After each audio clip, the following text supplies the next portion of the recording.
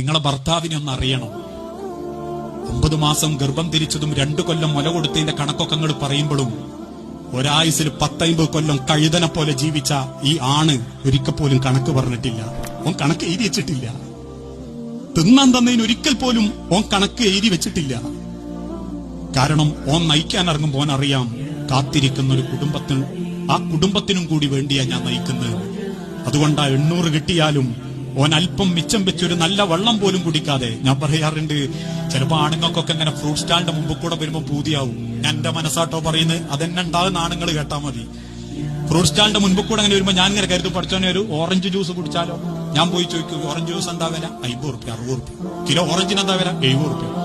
Orange 1 kilo മതി. എന്തിനാ? പൊലേ പോയാൽ ഞാൻ 6 ആക്ക് കുടിക്കുക. 4 മക്കളും ഓളും ഞാനും. അങ്ങനെ മിച്ചം പിടിച്ച് വാങ്ങിക്കൊണ്ടുവന്നതാണ്. പകലന്തിയോളം വെയിലത്ത് കഷ്ടപ്പെട്ടുണ്ടാക്കി വെച്ചതാ. ആരും അറിയാണ്ട് പലതും സഹിച്ചിട്ടും കുറ്റപ്പെടുത്തൽ കേട്ടിട്ടും നല്ലൊരു കൂലി പോലും കൊടുത്തിട്ട് കിട്ടാതെയും മുതലാളിമാരുടെ ആട്ടും തുപ്പുമേറ്റിട്ടും നരകിച്ച് പണിയെടുപ്പിച്ചിട്ടുവാ ഓരോരുത്തരും ചുരുട്ടിപ്പിടിച്ച പൈസയായിട്ട് വരുന്നത്. ഓരോ പണിക്കും അതിന്റെ